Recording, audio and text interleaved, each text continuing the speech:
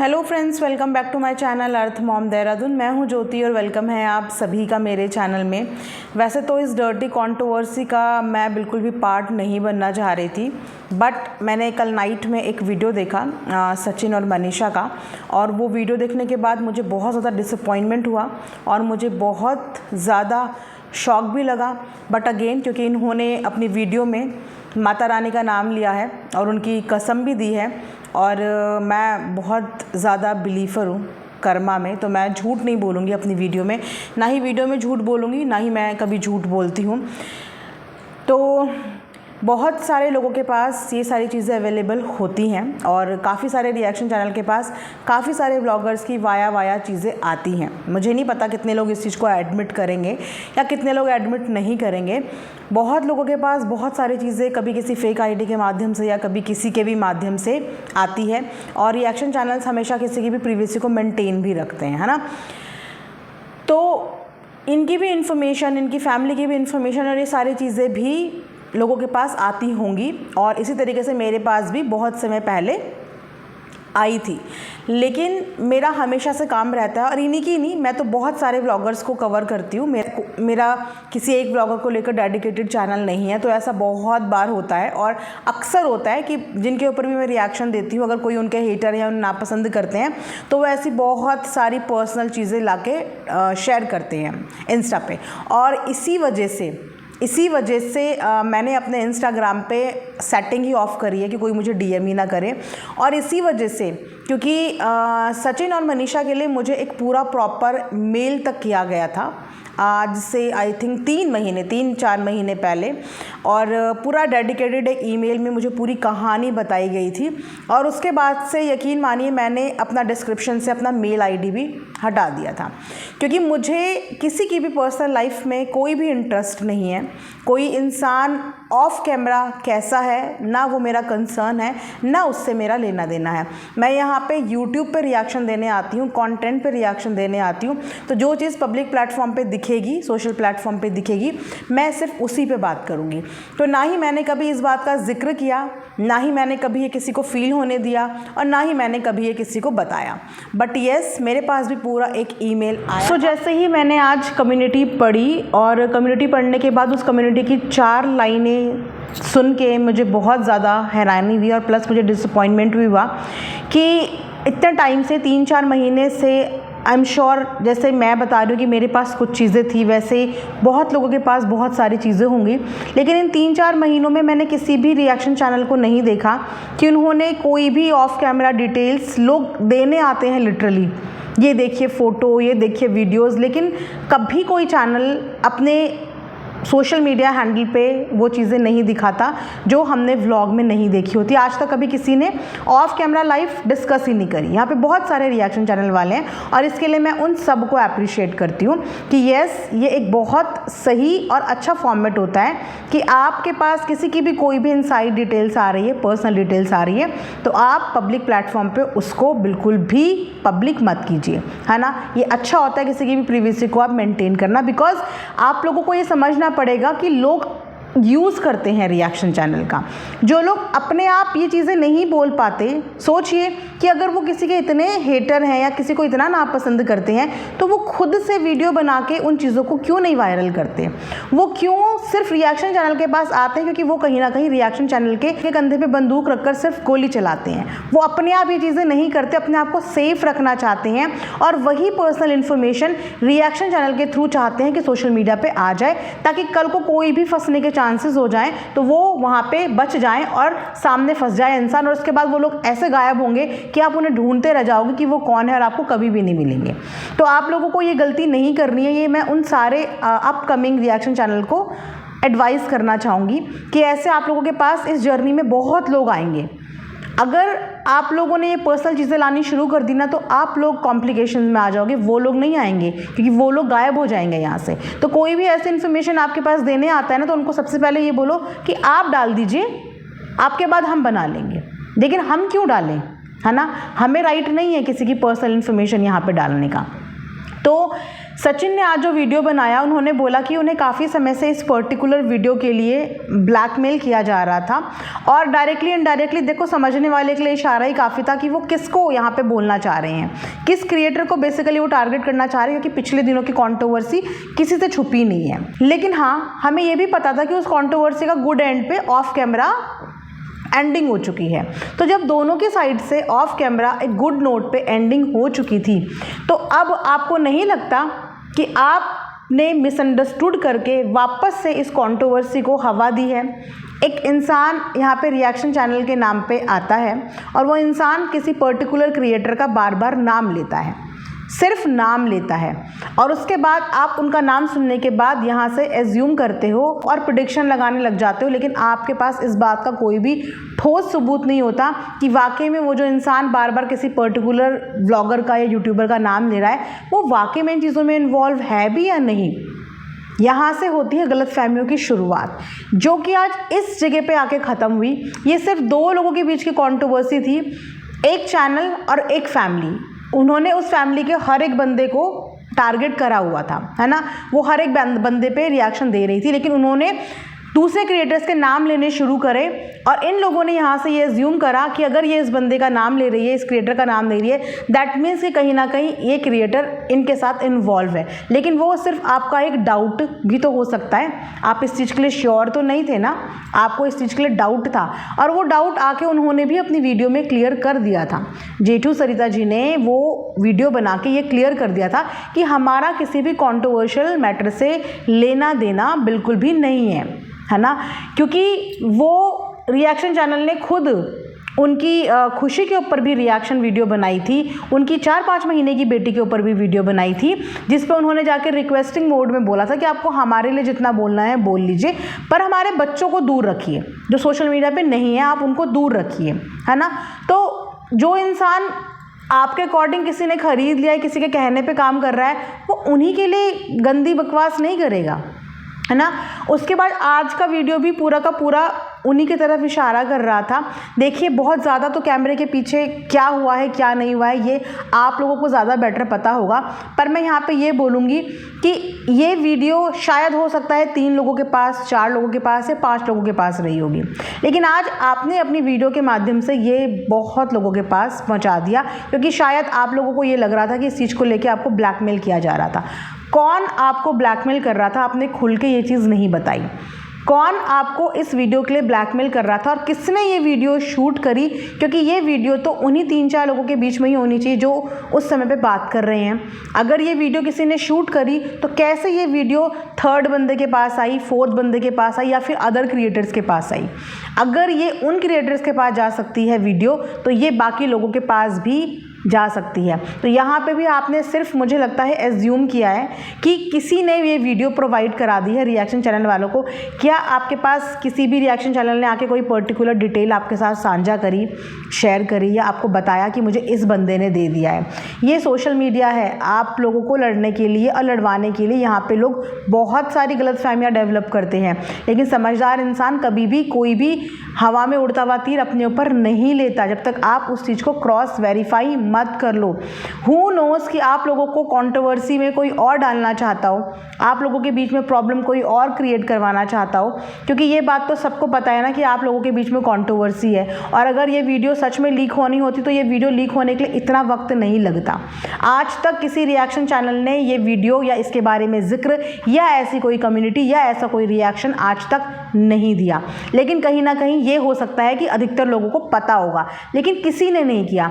एक चैनल अचानक से आया और उस चैनल ने अभी 2-3 दिन पहले कम्युनिटी में ये जो 4 लाइनें लिखी ना, मुझे वो 4 लाइनें पढ़ के उस दिन भी बहुत अजीब फील हुआ और मैं सोच रही थी कि मैं समझाऊं, फिर मैंने कहा नहीं यार, आज की डेट में तो किसी को समझाना भी उल्टा पड़ जाता है। हम किसी को किसी के अच्छे के लिए समझाना चाहेंगे पर वो इंसान उस चीज़ को भी गलत लेके बैठ जाएगा। लेकिन समझदारी यही कहती है कि आपको किसी ने भी आके कुछ बताया, आपने उस चीज़ पे बिलीव कर दिया, और मान लो कि आपने रेफरेंसेस और फैक्ट्स भी चेक करे हों, आपको किसी ने कहानी सुनाई और आपने बोला इसके सबूत क्या है, आपने वो चेक भी कराओ, लेकिन वो आपने पब्लिक प्लेटफॉर्म पे क्यों लिख दिया? 100 बात की एक बात कि ऐसी बहुत सारी चीज़ें सोशल मीडिया पे आती हैं जाती हैं, लेकिन इसकी वजह से ना तो किसी का कैरेक्टर ख़राब होता है और ना ही किसी का कैरेक्टर कोई ख़राब कर सकता है ना।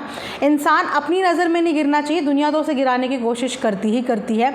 लेकिन इस पूरे मैटर पर ना आपने जो अदर क्रिएटर्स का पहले भी इसी तरीके से इन्वॉल्व करने की कोशिश करी थी और कल के वीडियो में भी आपने उन्हें इन्वॉल्व करने की कोशिश करी, लेकिन सबका रोल नहीं बताया, समझ रहे हो? तो सबको ऐसा लग रहा है कि हर चीज़ के लिए सिर्फ एक ही क्रिएटर जिम्मेदार हैं। बहुत सारी चीज़ वीडियो में थी, जैसे कि मनीषा को कौन भड़काता था, कौन वो लोग थे जो 3-3 घंटे मनीषा के साथ बात करते थे और उसको भड़काते थे। क्योंकि अगर आप ये चीज़ें अलग अलग कैटेगराइज नहीं करोगे तो लोग इन सब चीज़ों को किसी एक ही इंसान का इन्वॉल्वमेंट सुनेंगे और वो उनको ही जिनके साथ आपकी कंट्रोवर्सी हुई थी। जबकि आपके पास इस चीज़ के आई डोंट थिंक सो कि कोई भी फैक्ट्स होंगे या कोई भी रेफरेंस होंगे कि उन्होंने ही ये चीज़ कराई है। क्योंकि मेरा मानना ये है कि अगर उन्हें ये सब चीज़ें करानी होती या नेहा का ये वीडियो हाईलाइट करना होता या आपकी डिफेमेशन करानी होती तो उनके पास वो एक बहुत अच्छा वक्त था, वो उस टाइम पे भी ये चीज़ें करा सकते थे, वो तब भी करा सकते, तो उन्हें ये 2-3 महीने नहीं लगते कोई भी चीज़ें सर्कुलेट कराने के लिए। तो यहाँ पे आप देखिए सिर्फ हवा में तीर मार रहे हो और एज्यूम कर रहे हो, या ये हो सकता है कि आपके माइंड में ये चीज़ें किसी ने डाली हो। वही सेम गलती आप कर रहे हो जो सेम गलती उस रिएक्शन वाले ने किया कि जो भी उन्हें कमेंट कर देता है वो उन कमेंट की बातों पे विश्वास कर लेती हैं, जो भी उन्हें डीएम कर लेता है वो उन बातों पे विश्वास कर लेती हैं। और ऐसे ही अगर आप भी कमेंट करने वालों पे या जो आपको डीएम में कहानी सुना रहे होंगे, अगर आप भी उनकी सुनी सुनाई बातों पर यकीन करके ये चीज़ सोचना चाह रहे हो कि किसी ने प्रोवाइड कराई होगी, तो मुझे लगता है कि आपको पहले इस चीज़ के फैक्ट्स ज़रूर ढूंढने चाहिए।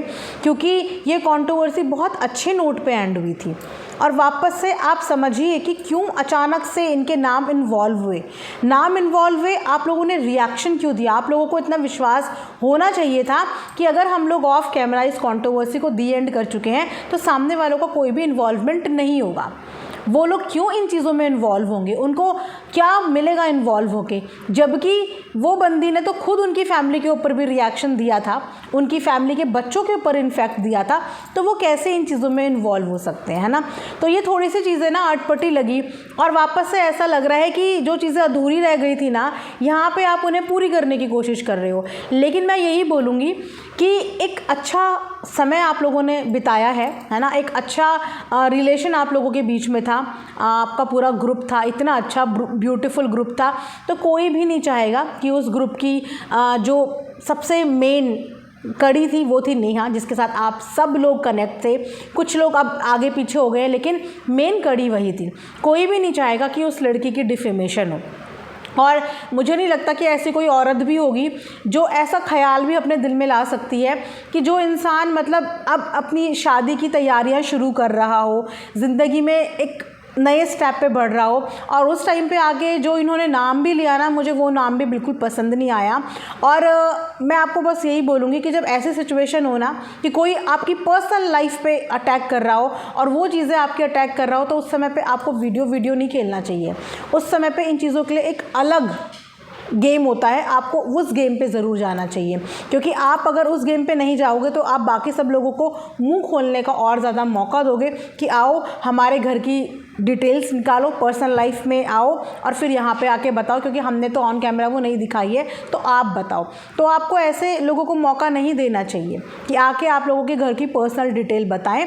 और जो भी नेहा के खिलाफ़ ये सब चीज़ें कर रहा है या जिसने भी ये सब चीज़ें कराई है, बहुत गलत बात है, बहुत गलत बात है। और मैं तो आप लोगों को ये बोलूँ कि आप इस चीज़ की प्रॉपर इन्वेस्टिगेशन कराओ कि आखिर ये जो 3-4 लोगों के बीच की वीडियो थी ये कैसे सोशल मीडिया पे वायरल हुई, कैसे ये लोगों के पास प्रोवाइड कराई गई, इसका रूट कॉज कौन था, इसका सोर्स कौन था जिसने ये वीडियो लीक करी। आप लोगों को इसके ऊपर सीरियस नोट पे इन्वेस्टिगेशन करानी चाहिए कि कैसे किसी की इतनी हिम्मत हो गई कि किसी की पर्सनल कॉन्वर्जेशन को सोशल मीडिया पे उसके बिना परमिशन के लीक करने की नौबत आ गई।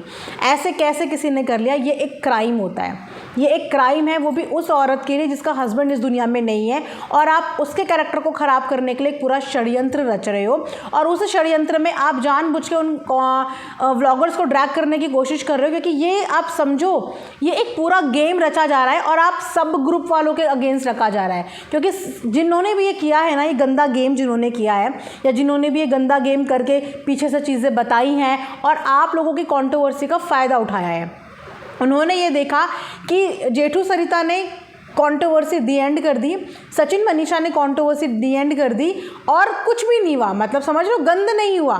जो गंदगी वो लोग शायद एक्सपेक्ट कर रहे थे ना कि कुछ और चीज़ें सामने आए, कुछ और चीज़ें सामने आए, वो नहीं आई। तो वहाँ पे उन कुछ लोगों की ख्वाहिशें ख़त्म हो गई जो इन्होंने एंट्री मार के पूरी कर ली।